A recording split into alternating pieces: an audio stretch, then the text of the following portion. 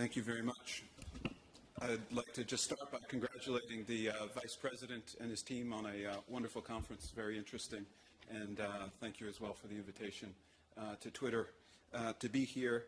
My name is Crowell. I am the first and thus far the only public policy hire at Twitter currently.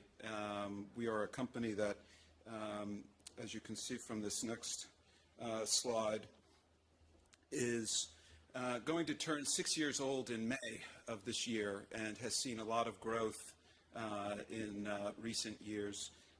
We have 100 million active users monthly.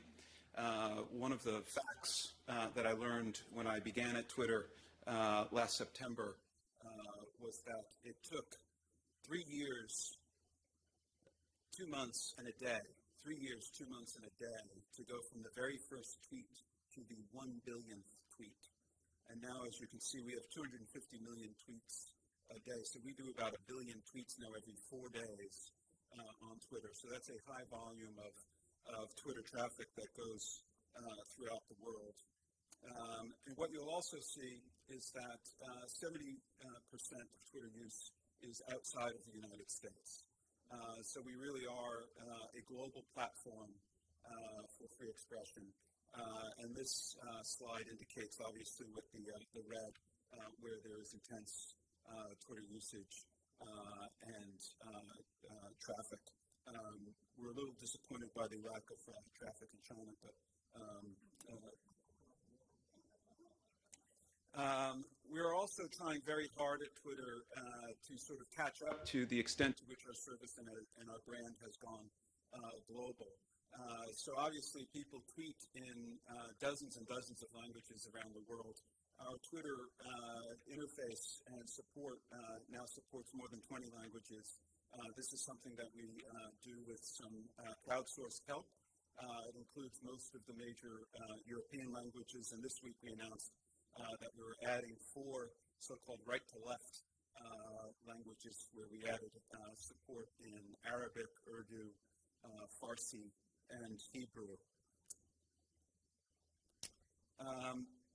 At Twitter, we believe that our service is less really a social network and social media and more akin to a communication service. And so we see our platform as availing users around the world of the opportunity to express themselves in ways that, as some of my fellow panelists talked about, that can contribute to enhancing and enabling a brighter, more prosperous future, more hopeful future. The other thing that's notable about Twitter is that it is nearly instantaneous. And so when news happens, increasingly people around the world are finding out about it via Twitter. And depending on the accounts that you follow, the news sites that you follow, the journalists that you follow, breaking news often happens now. And people hear it on Twitter first, and then it is disseminated and retweeted, so to speak, through those various channels to others. And so the news can propagate, and almost instantaneous opinion about the news can be disseminated through that network. So whether it's an earthquake in Japan, where the news just went out of Japan or the earthquake in Washington, D.C. That we had last fall. That's news that travels very quickly through Twitter. So I'm almost at the end here.